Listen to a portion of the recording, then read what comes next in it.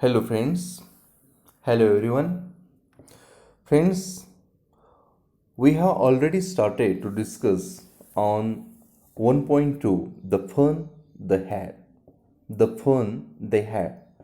And last video we have completed the warming up session and introductory part that is first part of the story. And today we are going to learn and discuss the remaining part of this story. त्यांनी मजेत घालवलेला वेळ या पाठाचा थोडा भाग आपण मागच्या तासाला पाहिलेला आहे, मागच्या व्हिडिओला पाहिलेला आहे आणि वॉर्मिंग अपवरती आपण चर्चा केलेली आहे आणि उर्वरित भाग आज आपण मित्रांनो पाहतोय. So pay attention and open your book, page number 6. Already आपण 8 पेजवरती आलेलो आहोत, पण या अगोदर काय झालेलं आहे त्याचं आपण वाचन करूया. Okay friends, open page number 6. The fun they had. Margie even wrote about it that night in her diary. On the page headed 17 May 2157, she wrote, "Today Tommy found a real book." It was a very old book. Margie's grandfather once said that when he was a little boy, his grandfather told him that there was a time when all stories were printed on paper.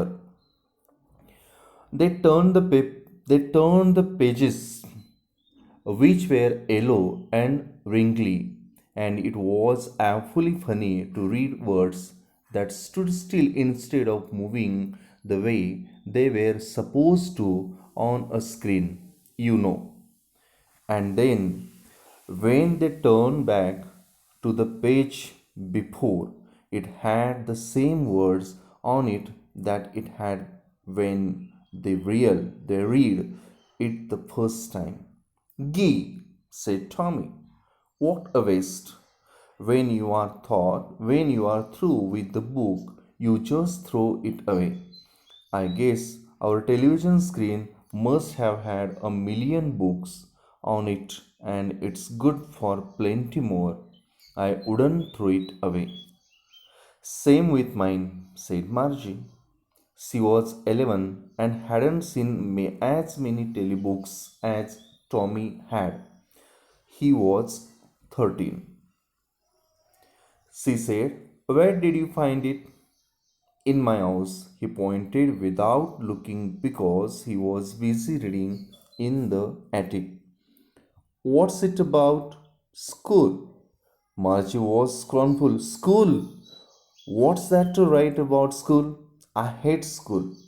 Margie always hated school, but now she hated it more than ever. The mechanical teacher had been giving her test after test in geography, and she had been doing worse and worse until her mother had shaken her head sorrowfully and sent for the county inspector. He was a round little man with a red face and a whole box of tools with dials and wires. He smiled at Margie and gave her an apple, then took the teacher apart. Margie had hoped he wouldn't know how to put it together again, but he knew how all right, and after an hour or so there it was again, large and black and ugly, with a big screen on which all the lessons were shown and the questions were asked. That wasn't so bad. The part the part Margie hated most was the slot where she had to put homework and test papers. She always had to write them out in a punch code. They made her learn when she was 6 years old, and the mechanical teacher calculated the marks in no time. The inspector had smiled after he was finished and patted Margie's head. He said to her mother, "It's not the little girl's fault. Mrs. Jones, I think the geography sector was geared a little too quick. Those things happen sometimes. I have slowed it up to an average 10-year level. Actually, the overall pattern of her progress is quite satisfactory. And he patted Margie's head again. Margie was disappointed. She had been hoping they would take the teacher away altogether. They had once taken Tommy's teacher away for nearly a month because the history sector had blanked out completely. So she said to Tommy, why would anyone write about school? Tommy looked at her with very superior eyes because it's not our kind of school, stupid. This is the old kind of school that they had hundreds and hundreds of years ago. He added loftily, pronouncing the word carefully, centuries ago. Margie was hurt. Well, I don't know what kind of school they had all that time ago. She read the book over his shoulder for a while, then said, anyway, they had a teacher.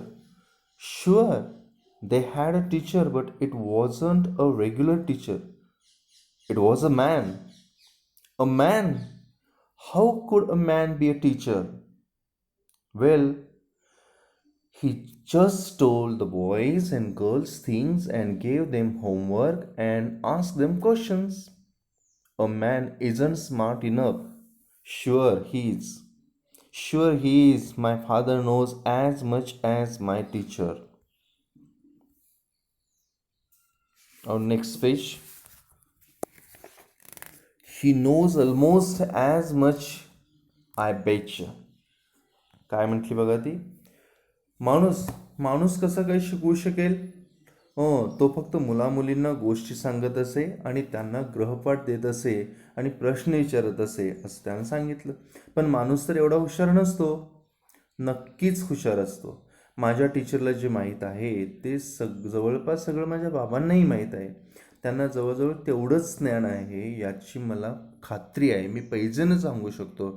बेच्या मी पैजेनं सांगू शकतो की जितकं ज्ञान माझ्या बाबांना आहे, जितकं ज्ञान टीचरांना आहे, तितकं ज्ञान माझ्या बाबांनाही आहे, हे मी खात्रीपूर्वक सांगू शकतो असं ती म्हणाली. मित्रांनो, लास्ट व्हिडिओमध्ये आपण इथंपर्यंत या पाठाची चर्चा केली होती. Today we are going to learn and discuss the remaining part of the story. या कथेचा रिमेनिंग पार्ट जो आहे तो आपण आज पाहूया. Open page number 8 or pay attention on the screen. Margie wasn't prepared to dispute that. She said, I wouldn't want a strange man in my house to teach me. यावर वाद घालण्याची मार्जीची तयारी नव्हती.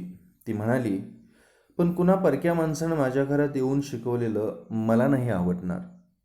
कारण ही कथा जी सुरू आहे, आपण तारीख सुरुवातीलाच पाहिलेली आहे की 1957च्या कालखंडातली ही कथा आहे. आणि त्यावेळी हे सगळं ऑनलाईन, अगदी घरातच शाळा, मेकॅनिकल टीचर सगळे असणं, आपल्या घरीच आपल्या रूममध्ये मेकॅनिकल टीचर असणं आणि त्या वेळेत ते शिकवणं, सांगणं, आपल्या असलेल्या सगळे गृहपाठ, टेस्ट सगळ्या त्या विशिष्ट खाचीत सरकवणं आणि ते टीचर विदिन सेकंद चेक करून गुण बाहेर येणं, ह्या सगळ्या ह्या 1957च्या कालखंडातल्या ह्या गोष्टी दाखवलेल्या आहेत. आणि हे सेंचुरीज गो, कितीतरी शतक अगोदर, म्हणजे आत्ताची जी शाळा आहे किंबहुना या अगोदरची शाळा की ज्या एका इमारतीमध्ये सगळी मुलं भरली जातात आणि तिथं एक टीचर स्वतः असतात शिकवण्याला, या गोष्टी 1957च्या काळातल्या मुलांना न पटण्यासारख्या आहेत. या पद्धतीची कथा या ठिकाणी मांडण्यात आलेली आहे. आणि त्यांनी जी मौज केलेली आहे, द फन दे हॅड, अर्थात या काळातली किंवा या अगोदरच्या मुलांनी किंवा आत्ताची मुलं जे शाळेमध्ये जे अनुभव आनंद घेतात, ती 1957च्या काळातल्या मुलांना आनंद घेता येणार नाही. या प्रकारच्या गोष्टी इथं सांगण्यात आलेल्या आहेत. Margie wasn't prepared to dispute that. She said, I wouldn't want a strange man in my house to teach me. यावर वाद घालण्याची माझी तयारी नव्हती. ती म्हणाली, पण कोणा एका परक्या माणसानं माझ्या घरात येऊन शिकवलेलं मला अजिबात आवडणार नाही. Tommy screamed with laughter. Tommy जोरात हसू लागला. You don't know much Margie. The teachers didn't live in the house. They had a special building and all the kids went there. Tommy जोरात हसला आणि त्यानं मार्जीला सांगितलं, तुला काही माहीत नाही मार्जी, हे शिक्षक काही घरात राहत नसत. त्यांची एक खास इमारत असे आणि सगळी मुलं मुली त्या ठिकाणी शिकायला जात असत. And all the kids learn the same things. आणि सर्व मुलं एकसारख्याच गोष्टी शिकत. Sure, if they were the same age. हो, एकाच वयाची मुलं असतील तर ते एकच गोष्ट शिकत असत. But my mother says a teacher has to be adjusted to fit the mind of each boy and girl it teaches, and that each kid has to be taught differently. पण माझी आई म्हणते की प्रत्येक मुलाच्या किंवा प्रत्येक मुलीच्या कुवतीप्रमाणे किंवा त्या मुलीच्या बुद्धिमत्तेप्रमाणे प्रत्येक शिक्षकाला, टीचरला स्वतःला ॲडजस्ट करून घेतलं पाहिजे, स्वतःला जुळवून घेतलं पाहिजे आणि प्रत्येक स्टुडंट जो आहे तो वेगवेगळ्या पद्धतीनं त्याला शिकवलं गेलं पाहिजे, असं माझ्या आईचं म्हणणं आहे, असं तिनं आपलं मत मांडलं. Just the same they didn't do it that way then. If you don't like it you don't have to read the book. हा तर पुस्तकामध्ये इतका वाचण्यात गुंतून गेला होता आणि मध्ये मध्ये जो डिस्टर्ब होत होता मार्जीचा, त्यामुळे तो सरळ म्हटला की तेच तर ते तेव्हा करत नव्हते. तुला आवडत नसेल तर ते पुस्तक तू नाही वाचलं तरी चालेल, असं तो म्हटला. मग म्हणते, I didn't say I didn't like it. मी असं कधी म्हटले की मला आवडत नाही, असं मी कधी म्हटले? माझी सेट क्विकली पटकन म्हणून मोकळी झाली की मी असं कधी म्हटले मला आवडत नाही. She wanted to read about those funny schools. Margie म्हटली की तिलाही त्या मजेशीर शाळेबद्दल वाचायची इच्छा होती. They weren't even half finished when Margie's mother called, Margie school. आणि त्यांचं बोलणं पूर्ण व्हायच्या अगोदरच मार्जीच्या आईनं हाक मारली, मार्जी शाळेची वेळ झालेली आहे. कारण घरातच शाळा आहे त्यामुळं हाक मारली की मार्जी शाळेची वेळ झालेली आहे. Margie looked up. Not yet mama. मार्जीनं वळून पाहिलं आणि म्हटले, अजून नाही mama. Now said Mrs Jones, नाव.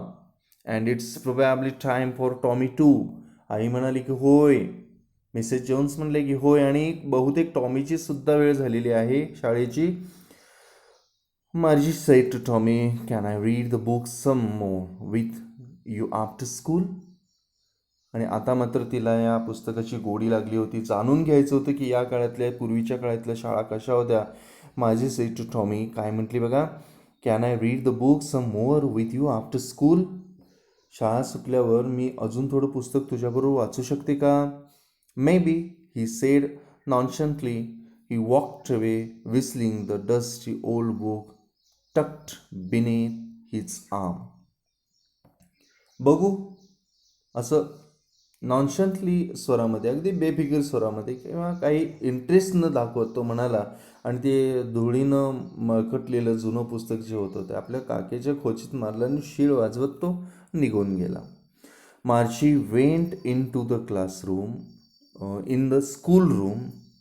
त्यावेळेला स्कूल रूम म्हणजे त्यांची घरातलीच खोली होती शाळेची. ते Margie went into the schoolroom. It was right next to her bedroom, and the mechanical teacher was on and waiting for her. It was always on at the same time every day except Saturday and Sunday, because her mother said little girls learn better if they learn at regular hours. मार्जी आपल्या वर्गखोलीत गेली आणि ती खोली तिच्या झोपण्याच्या खोलीला लागूनच होते, बेडरूमला लागूनच होते. आणि मेकॅनिकल टीचर अर्थात यांत्रिक शिक्षक हे चालू झालेले होते आणि या मार्जीची ते वाट पाहत होते. आणि तो दररोज त्याच वेळेला, सेम टाईमला तो तास सुरू असायचा. अगदी शनिवार आणि रविवार सोडून अगदी नेहमी ठरलेल्या वेळीच तर सुरू व्हायचं. कारण लहान मुलींनी नियमित नेमक्या वेळेलाच अभ्यास करावा आणि असं केलं तर खूप चांगलं असतं त्यांच्यासाठी, असं आई म्हणायची. त्यामुळे सेम टाईम, दररोजची नियमित आणि नित्य वेळेतच यांची वर्ग सुरू व्हायचा, तास सुरू व्हायचा, शाळा सुरू व्हायची. The screen was lit up and it said, "Today's arithmetic lesson is on the addition of proper fractions. Please insert yesterday's homework in the proper slot." पडदा उजळला होता आणि त्यावर लिहिलं होतं. काय लिहिलं होतं की आजचा बीजगणित अर्थात अंकगणिताचा धडा आपण अर्थमेटिक लेसनचं is on addition of proper fraction. Proper fraction अपूर्णांकाच्या बेरजेवर आधारित आहे आणि कालचा गृहपाठ जो आहे तो स्लॉटमध्ये सरकवा. मार्जी did so with a sigh. मार्जीनं काही खूप आनंदानं किंवा उत्साहानं केलं नाही. एक उसाचा टाकीत मार्जीने ते तसं केलं, कारण ही पद्धत सगळी तिला बोर झाली होती, इतकं आवडत नव्हतं तिला हे. मार्जी did so with a sigh. She was thinking about the old schools they had when her grandfather's grandfather was a little boy. All the kids from the whole neighborhood came, laughing and shouting in the schoolyard, sitting together in the class schoolroom, going home together at the end of the day. They learned the same thing so they could help one another with the homework and talk about it. आपण आता 9 number पेजवरती आलेलं आहे. मार्जीला ही सगळी पद्धत इतकी interesting वाटत नव्हती आणि जे पुस्तक वाचलं होतं त्या पुस्तकाचाच विचार तिच्या मनामध्ये सुरू होता. अर्थात वाचायला सुरुवात केलेली होती. आणि एक उसा आपण पाहिलं की मार्जीनं तसं केलं की एक उसाचं टाकत त्या स्लॉटमध्ये आपला होमवर्क सरकवला. आणि तिच्या आजोबांचे आजोबा लहान असताना ज्या जुन्या शाळा होत्या त्याबद्दल ती विचार करू लागली. तिचा तास सुरू होता, पण तिच्या डोक्यामध्ये मात्र या पुस्तकातल्याच गोष्टी सगळ्या होत्या की त्या काळातल्या मुलांनी किती मौज केली होती. आणि आजोबांची आजोबा लहान असताना ज्या जुन्या शाळा होत्या त्याबद्दल ती विचार करायला लागली. आजूबाजूच्या परिसरातील सर्व मुलं हसत आणि आरडाओरडा करत, दंगा करत शाळेच्या पटांगणात येत असतील व एकत्र वर्गात बसत, दिवस संपल्यावर एकत्र घरी जात, शाळेला येताना एकत्र घरी, एकत्र शाळेला येत, घरी जाताना एकत्र जात आणि ते सर्वजण सारख्याच गोष्टी शिकत असत. त्यामुळं नक्कीच ते एकमेकांना गृहपाठात मदत करू शकत आणि त्याविषयी बोलू शकत ते एकमेकांशी. ह्या सगळ्या गोष्टींचं चिंतन तिच्या डोक्यामध्ये सुरू होतं. And the teacher were people, आणि त्यावेळची शिक्षक ही माणसं होती असं म्हणून तिला असे विचार तिच्या डोक्यामध्ये यायला सुरू झाली. तोपर्यंत the mechanical teacher was flashing on the screen when we add fractions half and 1/4 dot dot dot. आपण जेव्हा हाफ आणि 1/4च्या अपूर्णांकाची बेरीज करतो, मेकॅनिकल टीचर पडद्यावर दाखवत होता. Margie was thinking about how the kids must have loved it in the old days. She was thinking about the fun they had. आता यावेळेला मात्र मार्जीचं लक्ष स्क्रीनकडे नव्हतं. तिच्या डोक्यात हेच विचार होते की जुन्या काळातल्या शाळा, त्या इमारती, ती मुलं, किती ॲटमॉस्फिअर छान असेल, किती मजा त्यांनी सगळ्यांनी केली असेल, पूर्वीच्या काळी मुलांना हे सर्व किती आवडत असेल याचा मार्जी विचार करू लागली. आणि त्यांनी मजेत घालवलेल्या वेळाबद्दल ती विचार करू लागली. पुढं तास सुरू होता, शाळा तिची सुरू होती, पण पूर्वीच्या काळातली शाळा की ज्या शाळेमध्ये सर्व मुले एकत्र येतात, एकत्र घरी जातात, एकत्र शिकतात, एकत्र आपल्या आलेल्या अनुभवांची देवाणघेवाण करतात आणि एकमेकांच्या सानिध्यात आल्यानंतर आणखीन काही शिकत असतात, अनुभवातून शिकत असतात, मजा गंमत करत असतात. आणि ते किती छान वेळ त्यांनी घालवलेला होता. त्यांनी मजेत घालवलेल्या या सगळ्या वेळाबद्दल ती विचार करू लागली. आयझॅक ॲसिमोव यांनी लिहिलेलं एक खूप छानसा धडा आहे. फ्रेंड्स, आपण या पाठाची या ठिकाणी चर्चा केलेली आहे. All of you must read out the whole lesson again and again and try to solve the margin questions. Okay friends, thank you very much for watching this video. Thank you.